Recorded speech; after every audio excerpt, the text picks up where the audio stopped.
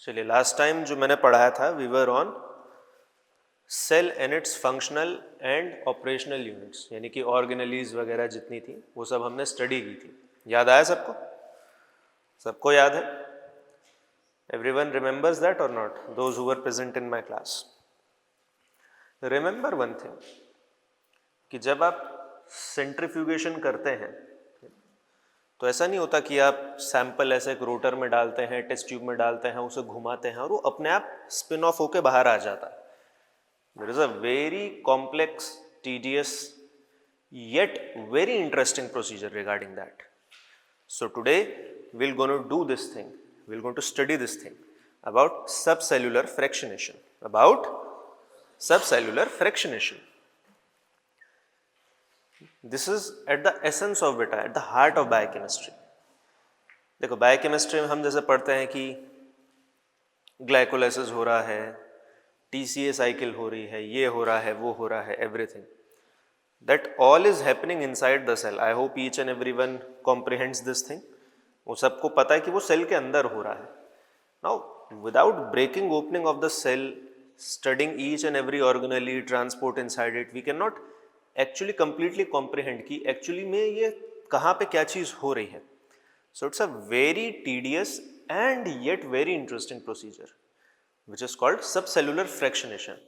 तो चलिए, सबसे पहले एक बिल्कुल सिंपल सवाल आपसे पूछते हैं. दो टर्म्स आप सबने सुने होंगे, मैं बताता हूँ. स्कूल लाइफ और कॉलेज लाइफ में एक्चुअल में डिफरेंस क्या होता है, ध्यान से सुनना. दो टर्म्स आप सबने सुने होंगे, सबने. वन इज सेंट्रीफ्यूगेशन, सुना है? Is there is anyone who hasn't heard this term? And second one is ultra centrifugation. ये भी सबने सुना होगा, सबने सुना है ना? कोई ऐसा है जिसने आज तक ये टर्म नहीं सुना, अल्ट्रा सेंट्रीफ्यूगेशन? सुना है? What is that? ठीक है, दो लोग हैं जिन्होंने नहीं सुना. ठीक है, no problem. Ultra centrifugation you have never heard it? Okay, ठीक. Those who have heard, can you tell me what is the basic difference between the two, centrifugation and ultra centrifugation? कभी सोचने की कोशिश की that what is the basic difference between the two? क्या फर्क होता है दोनों में? हम यूनानिमसली यूज कर लेते हैं, कहीं पे भी हम अल्ट्रा सेंट्रीफ्यूगेशन लिख देते हैं, कहीं पे भी सेंट्रीफ्यूगेशन लिख देते हैं. No, these are completely different terms, completely.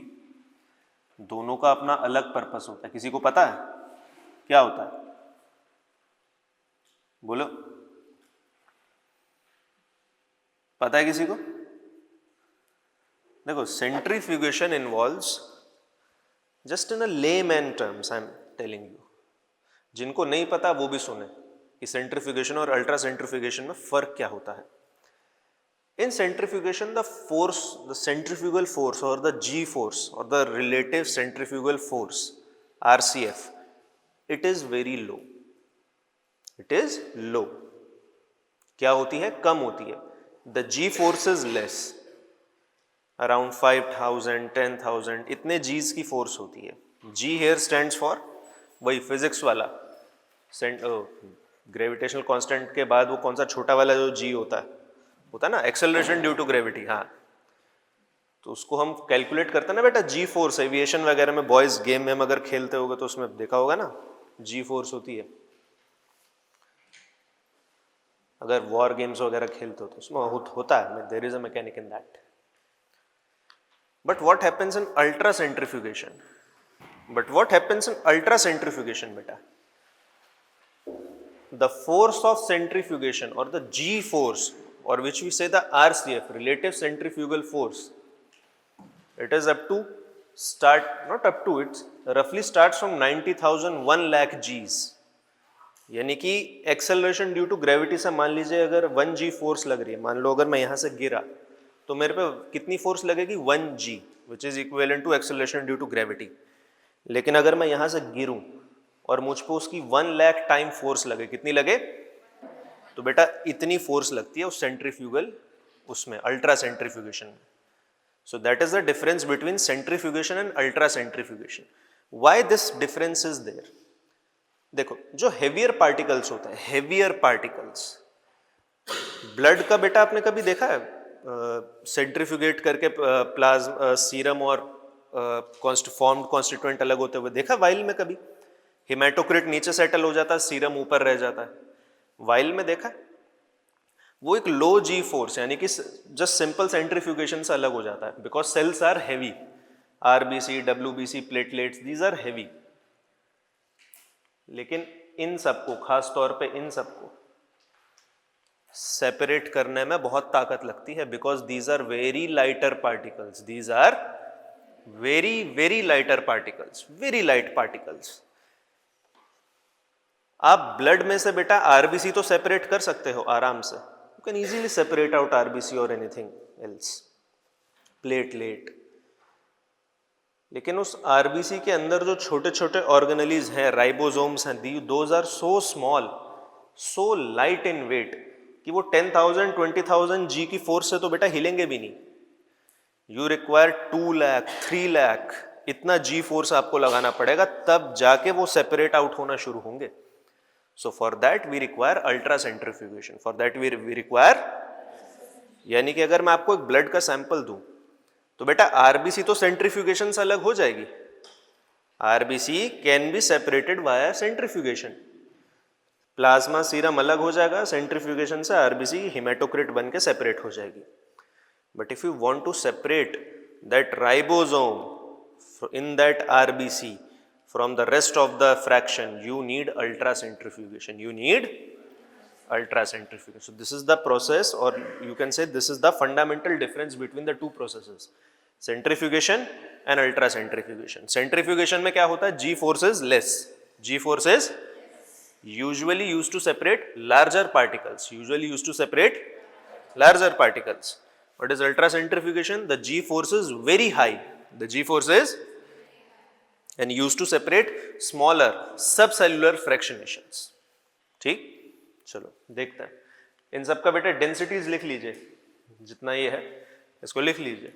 जैसे माइक्रोबियल सेल्स का इतना होता है, मेमिलियन सेल्स का कम होता है, ऑर्गेनेलीज का देखिए थोड़ा और ज़्यादा है, प्रोटीन्स का और ज़्यादा है, डीएनए का और ज़्यादा है, सरप्राइजिंगली आरएनए का सबसे ज़्यादा है। You can write these things down. चलिए आगे देखते हैं। One thing I am telling you today is, very frankly, this chapter is not of a very high importance, but the concepts made today in this class will help you throughout your life. So some chapters, you can copy it later, don't worry, you can copy it later.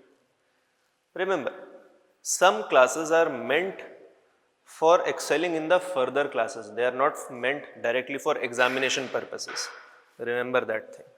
क्योंकि अगर आज इन slides के, इन classes के concepts अगर आपको समझ नहीं आएंगे, जैसे सेंट्रीफ्यूगेशन और अल्ट्रा सेंट्रीफ्यूगेशन, एग्जामिनर पूछता है, it's a very very standard question, वो ठीक सिंपली से इसकी एक साल पूरा बायोकेमिस्ट्री पढ़ा आपने और आपको इतना नहीं पता that what is the difference between the two. So just try to note down important points and just listen to the lecture very carefully, try to understand the concepts. Cell fractionation is a procedure for rupturing cell separation and suspension of cell constituent in isotonic medium. What do you mean by isotonic medium? Same concentration with yes, किसने बोला? Yes, it has to be with that, not with even with plasma, with cytoplasm, with cytoplasm, क्योंकि rupture होगा तो बेटा बाहर आएगा ना, you are rupturing the cell. So it has, the constituent comes out in the open. So your medium should be isotonic with cytoplasm, In order to study their structure, chemical composition and function, cell fractionation involve 3 steps: extraction, homogenization and centrifugation. ये 3 steps याद रखना. Step 1 is centrifugation, extraction, कौन सा? Extraction. Step 2 कौन सा? Homogenization, Then last one is centrifugation. कौन सा? Centrifugation. UG level पे इतना ज़्यादा नहीं पूछा जाता, the concept is more important. जब PG VG करोगे या PhD में कहीं जाओगे बेटा, तो इसमें ये तभी सब चीज़ करनी पड़ती है बेटा. You have to manually do it with your hand. Centrifuge तो इतना सा होता है बेटा. The centrifuge is a smaller instrument. Ultra centrifuge काफ़ी बड़ा होता है. It is equivalent to this table. Table दिख रहा है?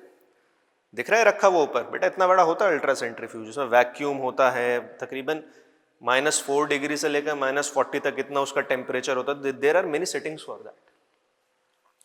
Step 1, extraction. Please do not try to write each and everything down. Only write whatever you feel is important. Concentrate more on listening what I am saying. This is more of, you should build your concepts on this. Step 1 is extraction. सबसे पहले steps याद करो बेटा क्या है? Self fractionation. पहला क्या है? बोलो. Step 2. Step 3. अब एक एक करके हम सबको देखेंगे. Step 1. Step 2. And step 3. इसे नहीं भूलना. Extraction. It is the first step towards isolating any subcellular structure. In order, यहाँ पे subcellular structure क्या क्या हो सकते हैं? Let us say we are talking about mammalian cell, human cell. तो क्या क्या हो सकते हैं? बोलो. Subcellular structures क्या क्या हो सकते हैं? क्या? बोलो. क्या क्या हो सकते हैं बेटा subcellular structures? इधर से बोलो कोई. हाँ वही तो होंगे. वही तो होंगे. ER, RER, SER, ribosomes, nucleus, Golgi apparatus, these are all subcellular organelles, or you can say subcellular structures. In order to maintain the biological activity of organelles, in order to maintain the biological activity of the organelles and biomolecules, they must be extracted in mild condition called cell-free system, system.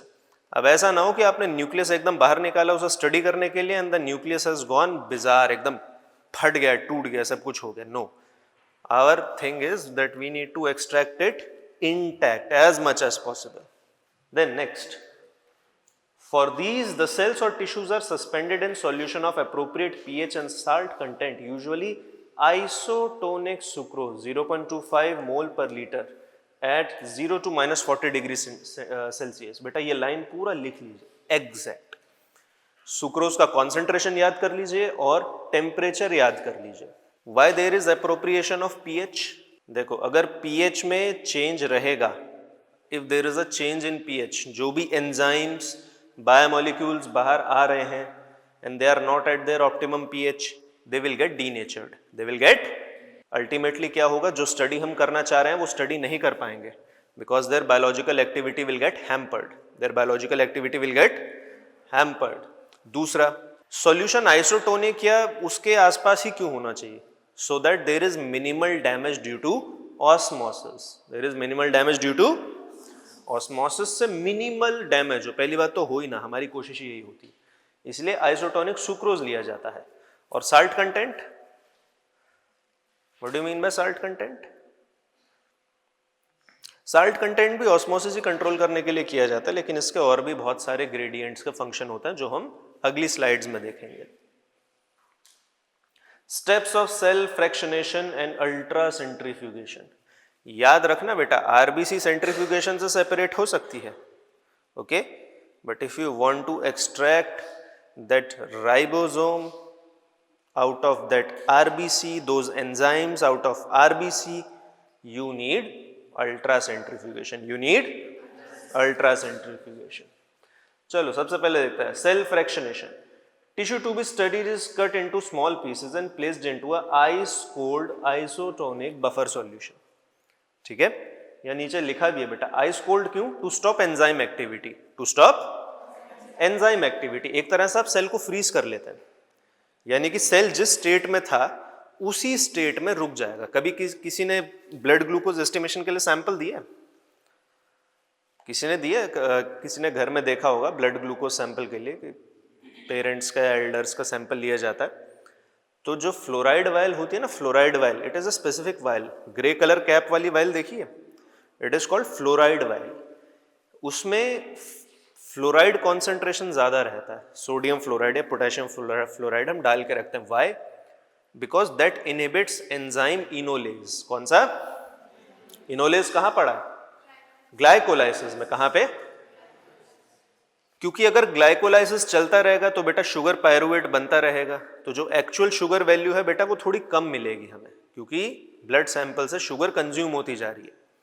तो हम उसे वहीं पे freeze कर देते हैं। Similar thing is happening here but with temperature हम enzyme को वहीं फ्रीज कर देते हैं, एक्टिविटी वहीं फ्रीज कर रहे हैं उसकी। Second is isotonic, same concentration water potential as cytoplasm, जितना साइटोप्लाज्म का होता है उसी के आसपास की कॉन्सेंट्रेशन रखते हैं। To prevent osmosis which would damage organelles, buffer to keep pH constant so proteins are not denatured, proteins are very sensitive to pH, they are very sensitive to pH. Homogenization, the suspended cells are then disrupted by the process of homogenization. It is usually done by grinding, high pressure, French press or nitrogen bomb, then osmotic shock, sonicization, ultrasonic vibration. Grinding is done by pestle and mortar or Potter homogenizer, okay, a high speed blender. No need to remember all these things, बस याद रखना कि grinding से या mortar pestle से हम इसे homogenize करते हैं. Just remember these things. इसका फोटो ले लो बेटा, take a picture of this. अभी जो पीछे होमोजेनाइजेशन की टेक्निक्स पढ़ी हैं ये वही है. ब्रेकिंग सेल्स एंड टिश्यूज बेटा, the first step in the purification of most proteins is to disrupt tissue and cells in a controlled fashion. To disrupt or break them in a controlled fashion. Why in a controlled fashion? देखो अगर uncontrolled रहेगा, हमारे हाथ से बाहर निकल जाएगा तो हो सकता है प्रोटीन इंटैक्ट बाहर ना आए, टुकड़ों में बाहर आए, जिसका कोई फायदा नहीं है. हो सकता है न्यूक्लियस आपका वह सिंगल पीस की जगह 100 पीस में बाहर आए, क्या फायदा उसका? कोई डीएनए का मटेरियल उधर पड़ा हुआ है, कोई उधर, it is of no use for us ना. So controlled environment is provided so that each and everything is extracted with minimal damage. Then using gentle mechanical procedure called homogenization, the plasma membrane of cells can be ruptured so that cell contents are released. 4 commonly used procedures are shown here. अब जब एक बार homogenization हो जाता है, what we'll do, we'll gently rub the cell membrane. We gently break the cell membrane. क्या break करेंगे? एक बार cell membrane टूट गई तो क्या होगा? Whatever contents are lying there in cytoplasm, they will ooze out, they will come out. This process has to be gentle. ज्यादा force लगाएंगे तो सेल टूट जाएगा, कम फोर्स लगाएंगे they will not come out. Okay, तो सबसे पहले देखो बेटा क्या है. Break cells with high frequency sound. Break the cells with high frequency sound. इसीलिए कहते हैं बेटा ज्यादा फोन नहीं चलाना चाहिए. समझ आई बात? समझ आई कि नहीं? Because these are damaging your cell membrane, they are breaking the cells inside you. ठीक है? Take this thing also. Then use a mild detergent to make holes in the plasma membrane. काफी preferred है ये. Mild detergent. क्या लेंगे हम? Mild detergent. Cell membrane का nature कैसा होता है? बताओ. What is the nature of cell membrane?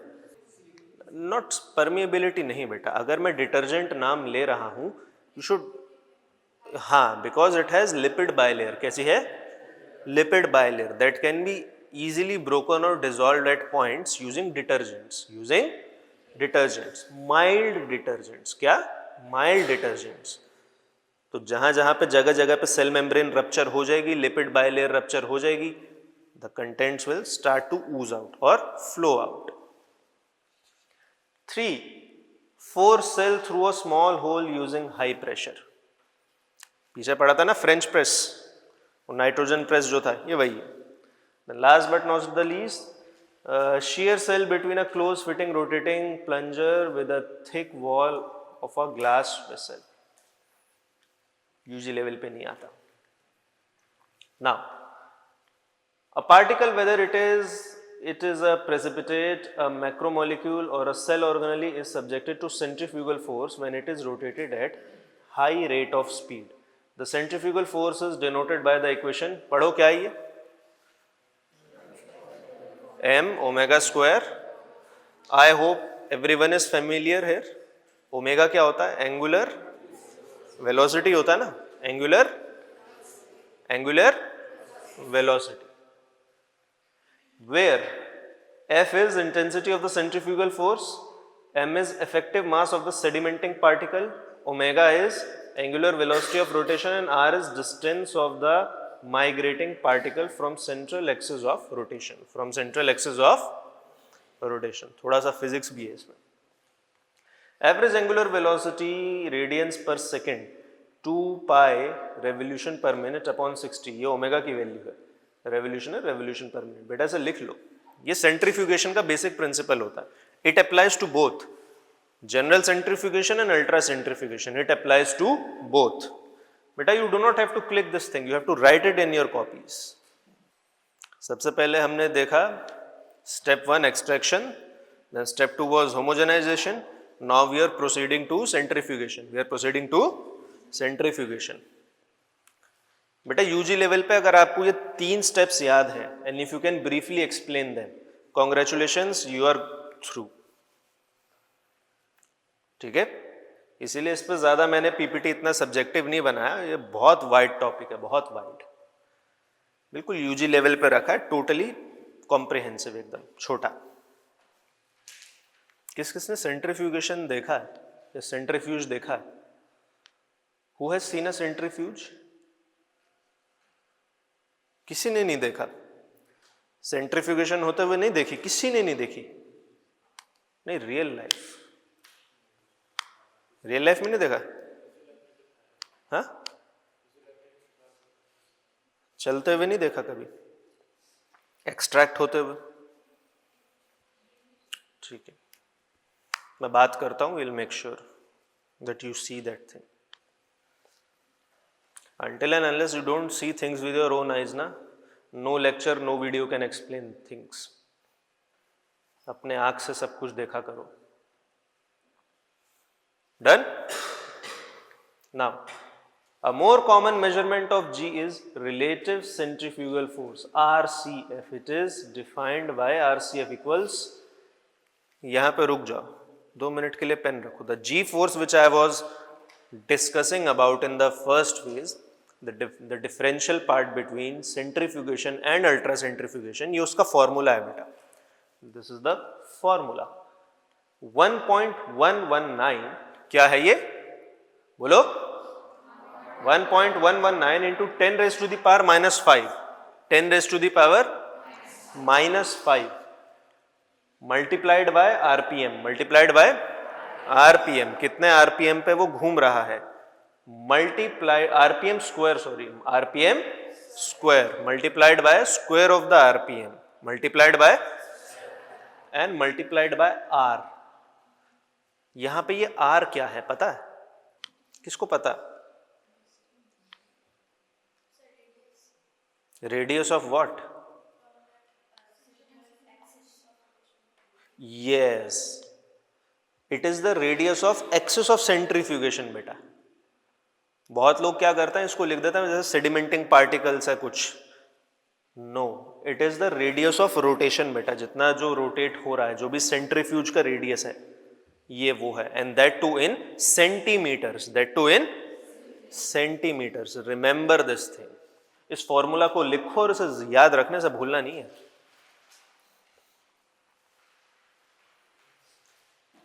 This is 10 raised to the power minus 5 and this is RPM square. Remember, 2R मत कर देना. This is RPM square.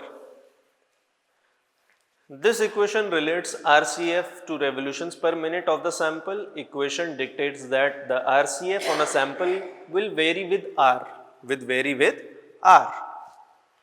The distance of the sedimenting particle from the axis of rotation. The RCF value is reported as a number of times the gravity or G force. यानी कि number of time the G force लगती है ना बेटा, वो. इसे लिखो नीचे जो पूरा है. This is also very important. Write it down. Break it down in points and write it.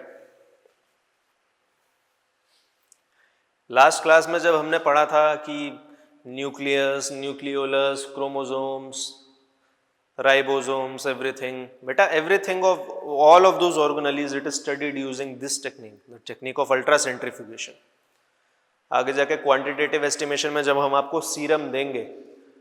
So that serum would be separated from that hematocrit using centrifugation only, this same principle. Now, separation of organelles, differential centrifugation and density gradient centrifugation. कौन सी? Differential centrifugation and density gradient centrifugation. दो type के होते हैं. Density gradient में दो type होते हैं बेटा, जोनल सेंट्रीफ्यूगेशन, आइसोपाइनिक सेंट्रीफ्यूगेशन. ठीक है. कहाँ गया? Differential centrifugation. कौन सा? Differential centrifugation. ये थोड़ा इजी रहता है याद करने में और इसे कंसेप्ट बनाने में भी आपको आसानी नहीं. कौन सा वाला? Differential centrifugation. क्या नाम है? Centrifugation. Very easy to learn. Just put your pens down and pay attention here for a minute. A technique commonly used by biochemists. Homogenate is placed in a centrifuge and spun at constant centrifugal force at constant temperature. Constant centrifugal force क्या? Let us say कि मैं उस पर 10,000 G का force लगा रहा हूँ. कितने का? या हो सकता है 5,000 G का. That force is constant. That force is constant. अगर वो फॉर्मूला आप लोग याद करो, फॉर्मूला देखो क्या लिखा है, पढ़ो फॉर्मूला क्या है.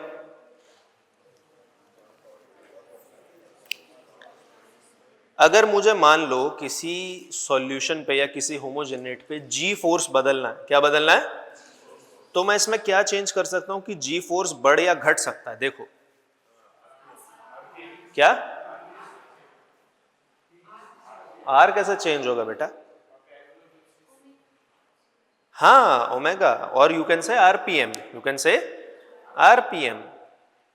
आर कैसे चेंज होगा बेटा? चलता सेंट्रीफ्यूज अब बड़ा छोटा थोड़ी कर दोगे कि सेंट्रीफ्यूज पहले बड़ा कर दिया मैंने, अब सेंट्रीफ्यूज छोटा कर दिया. You have to change the RPM. You have to change the. और आरपीएम से इंपैक्ट बहुत ज्यादा होगा क्योंकि it is in the power of 2. यानी कि अगर आप आरपीएम डबल कर दोगे तो बेटा जी फोर्स 4 टाइम हो जाएगी. Basic maths. ठीक है. तो अगर लेटेस्ट से 3000 आरपीएम पे चल रहा है तो वो एक सर्टेन जी फोर्स जनरेट कर रहा है और वो कांस्टेंट है. It is constant.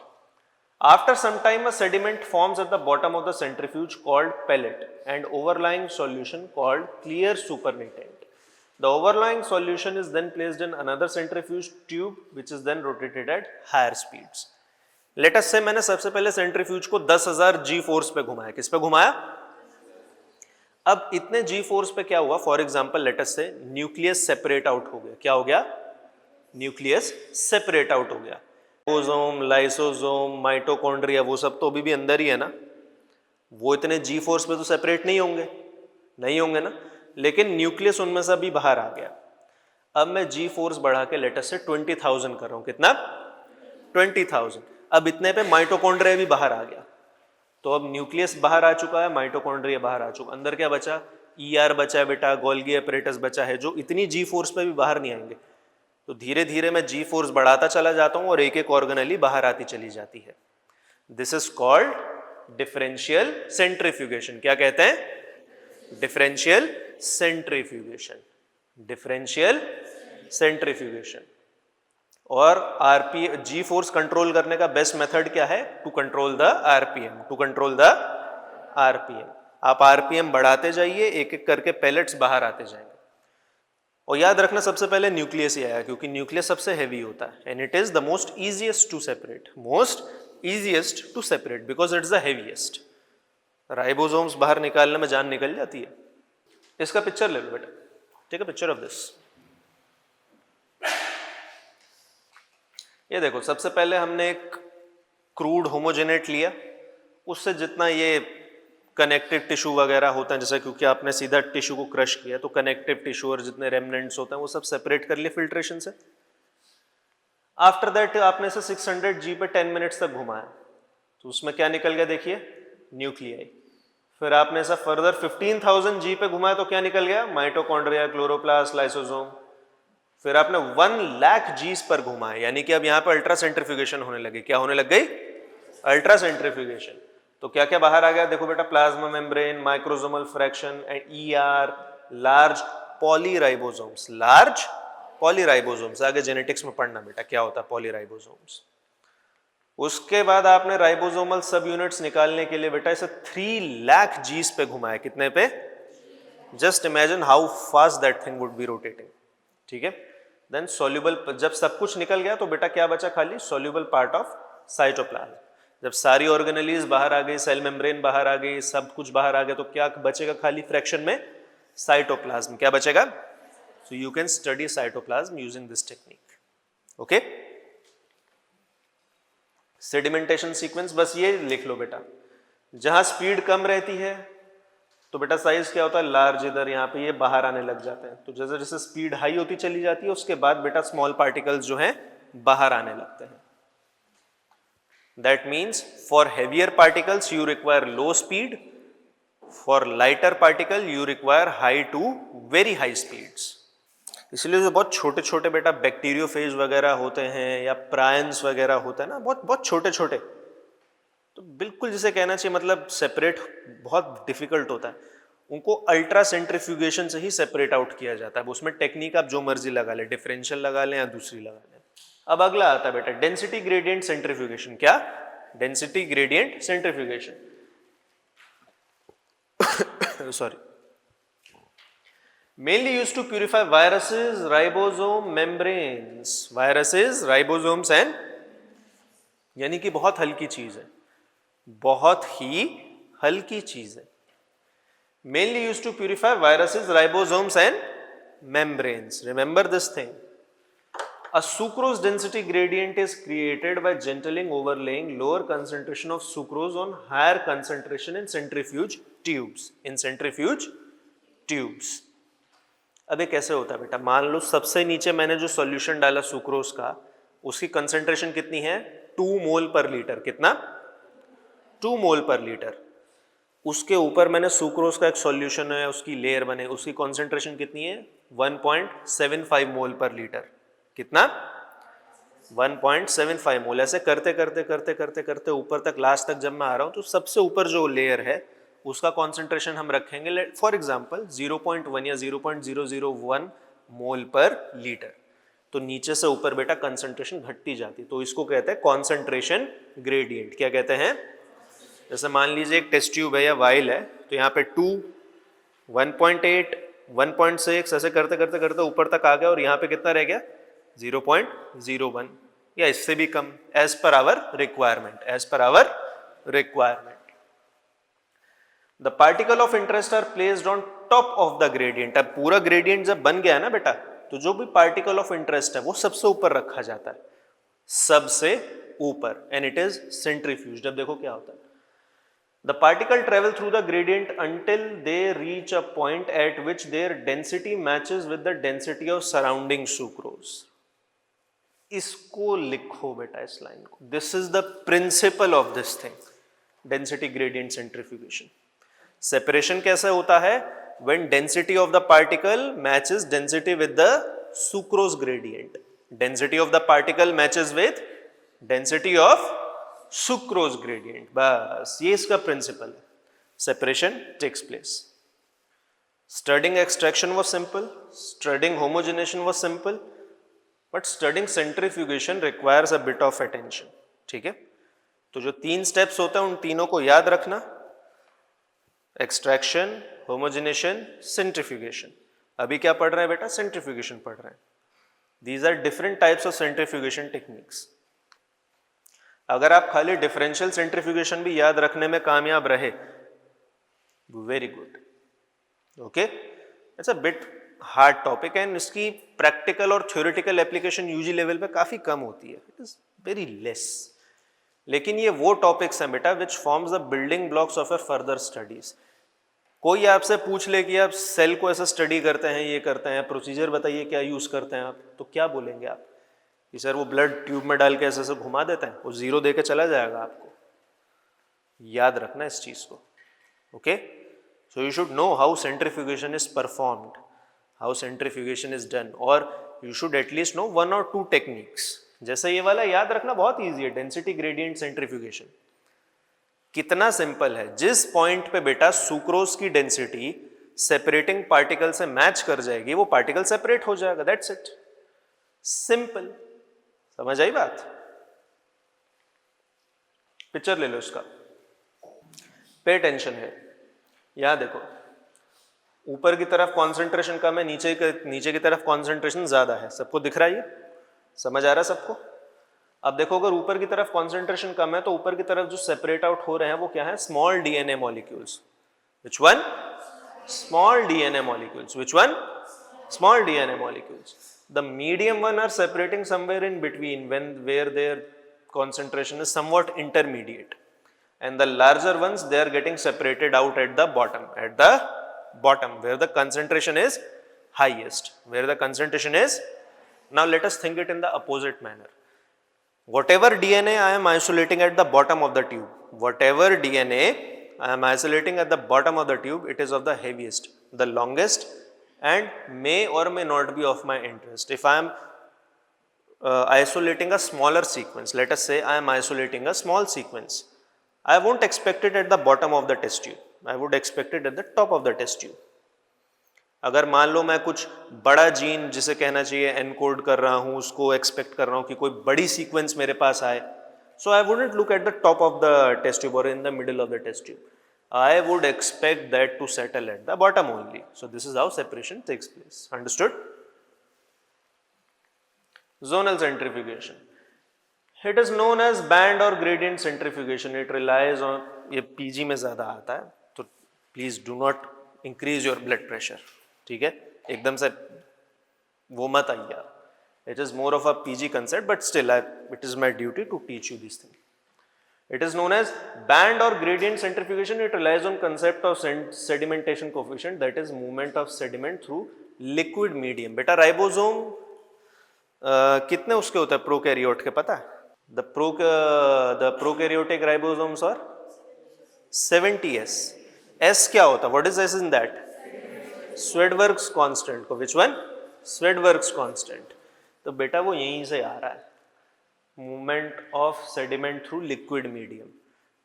So that sedimentation coefficient or Swedberg's constant ना, it is defined using this zonal centrifugation only. तो 80S और 70S ऐसे प्रोकैरियोट और यूकैरियोट यहाँ से सेपरेट हो रहे हैं. समझ आई बात? अब कभी कोई पूछे that how these are identified, so you can say using zonal centrifugation. Using zonal centrifugation. Prokaryote में 70S हैं, यूकैरियोट में 80S हैं, तो they are identified using zonal centrifugation. Using, कोई अभी ये बात अब कभी भूलना मत, ठीक है? In this technique a density gradient is created in test tube with sucrose and high density at the bottom. The sample of protein is placed on the top of the gradient and then centrifuged. The proteins sediment according to their sedimentation coefficient. The fractions are collected by creating hole at the bottom of the test tube. ये देखो photo ले लो इसका. जिसका जितना sedimentation coefficient ज्यादा होता है वो उतना बॉटम पे सेटल आउट होता चला जाता है.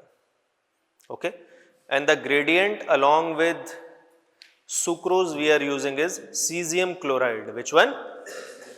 CSCl, cesium chloride. At UG level you should remember 2-3 things. First one, how is prokaryotic and eukaryotic ribosomes are identified or separated? Using zonal centrifugation. Using, और zonal centrifugation में gradient किसका होता है? sucrose along with cesium chloride. Sucrose plus cesium chloride.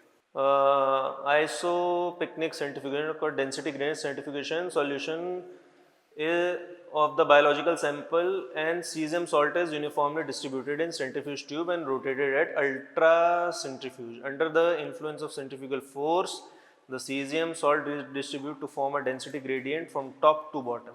The sample molecule move to the region where the density equal to density of the gradient. In this also we are using cesium chloride.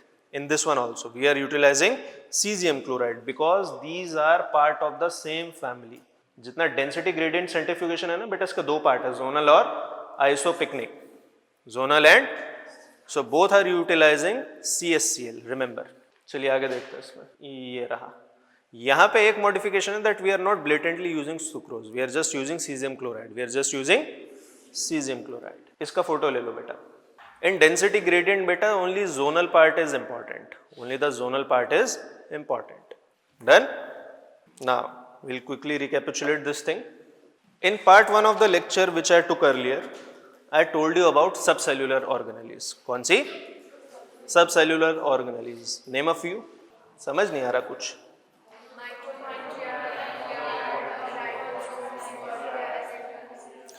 सबसे बड़ा वाला तो किसी ने बोला ही नहीं, nucleus. देखो nucleus से ही शुरू होना चाहिए, फिर उसके बाद कौन सा होता है? Mitochondria, endoplasmic reticulum, peroxisomes, ribosomes, even certain parts of cell membrane. ठीक. Now how these things are studied? Firstly, we used to read their marker enzymes. कौन से? Marker enzymes. किसी को याद है marker enzymes? Like what was the marker enzyme for cytoplasm? बोलो. कुछ नहीं पढ़ रहे घर जाके हैं. हाँ, LDH. LDH. कौन सा एंजाइम है साइटोप्लाज्म का मार्कर? और कौन सा बोला था? Glucose 6 phosphatase. ये किसका मार्कर एंजाइम होता है? क्या? ER. Yes, good. Endoplasmic reticulum, glucose 6 phosphatase. Last class में हमने देखा था बेटा that we identify these organelles using these marker enzymes, using these marker enzymes. लेकिन उनको आइडेंटिफाई तो तब कर पाएंगे ना जब हम उन्हें अलग कर पाएंगे, जब हम उन्हें अलग कर पाएंगे. So today we studied the technique of separating them out. We studied the technique of separating them out. अच्छा, न्यूक्लियस का किसी को याद नहीं? न्यूक्लियस का तो सबसे इजी होता है. Yes, RNA polymerase. RNA DNA polymerase. यार ये देख लेना, ये मैं भी भूल रहा हूं. हाँ, it is polymerase but I think it is RNA polymerase only. Even I am not able to recall at this moment. देख लेना, it is a polymerase only, RNA or either DNA. Polymerase, it is either RNA or DNA polymerase. RNA है शायद. So today we studied the technique of separation, जिसका first part क्या था बेटा? Extraction. First part was जहाँ हम cell membrane तोड़ रहे हैं, क्या कर रहे हैं? To extract those things out. Second part was homogenization. Second part was, and once homogenized we are doing centrifugation. We are doing. अब इसमें भी दो चीजें होती है बेटा. One is centrifugation and one is ultracentrifugation. Ultracentrifugation क्या होता है बेटा? जिसमें G force 1 लाख या उससे ज्यादा होता है. कितने से? 1 लाख और मोर. आपने देखा बेटा 1 लाख से ऊपर भी बहुत सारी चीजें सेपरेट होती हैं. Once you have separated out ribosomes at 3 lakh G forces, कितने पे? 3 लाख G फोर्स. तो जो भी पेलेट बेटा सेपरेट आउट हुआ है, you can check it for the marker enzyme. You can check it for marker enzyme. अगर वो राइबोसोम का मार्कर एंजाइम दे रहा है, that confirms that the separated pellet contains ribosomes. Separated pellet contains 10,000 G force पे सबसे पहले आपका न्यूक्लियस बाहर आता है. सबसे पहले तो जो भी पेलेट बेटा नीचे बन रहा है, जो भी पेलेट नीचे बन रहा है, let us say we are doing differential centrifugation only. कौन सा कर रहे हैं? क्योंकि वो सबसे इजी होता है करने में और इस लेवल पे थोड़ा फ्रेंडली भी रहता है. Let us say we are doing differential centrifugation only at 10,000 G force. Nucleus बाहर आ गया, तो जो भी पेलेट नीचे बना उसमें हमको लगता है कि न्यूक्लियस है. Just test it for RNA polymerase. किसके लिए? If it is giving the activity of RNA polymerase, which is very easy to assess, you can say that it fraction contains nucleus. और बाकी जितनी organelles हैं वो अभी भी ऊपर हैं. We need to separate that thing out. At around 4 lakh or I think 5 lakh Gs, खाली आपका cytoplasm बचता है. क्या बचता है? All the cell organelles are separated out. तो cytoplasm को चेक करने के लिए उस fraction में किसका ऐसे लगाएंगे हम? LDH. किसका? LDH. So this is how things are studied. This is how things are. Now let me tell you a very few important points that why these things are important. कुछ तरह के poisons, toxins या कुछ enzyme activities specifically happens in cytoplasm. Specifically happens in cytoplasm, जिसमें आपको cytoplasm ही study करना होता है. So you have to separate each and every other interfering thing out, like cholesterol synthesis. चलो ये तो बहुत बाद की बात हो गई. एक प्रोसीजर जस्ट अभी पढ़ा, नाम बोलो. Which happens exclusively in cytoplasm. Glycolysis. Yes. Glycolysis, although the clinical disorders are very low and very rare, but still anything can happen. You need to study those things. और भी बहुत सारी चीज़ें होती है साइटोप्लाज्म में होती है, अभी मैं नहीं बोल रहा. So you need to study these things, then you need to separate the cytoplasm out. अब साइटोप्लाज्म इतना पतला, इतना थिन होता है कि आपको बाकी सब चीज़ ही बाहर निकालनी पड़ेगी, वो खुद बाहर नहीं आएगा. So for that we require ultracentrifugation. So this is how a practical application happens. Let us say you want to study certain mitochondrial disorders. कौन से? Mitochondrial disorders. There are, I think that Zellweger syndrome or something is there related to mitochondria. Just check the name. I'm not recalling it right now. I think that's the one.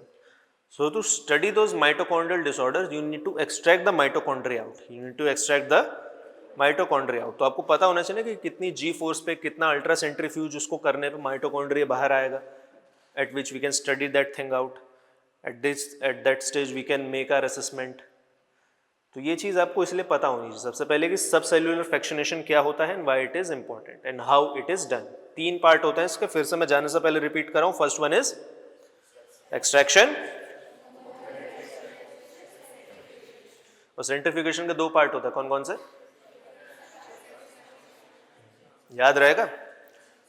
ये topic बेटा exam में बहुत rarely ही आते हैं.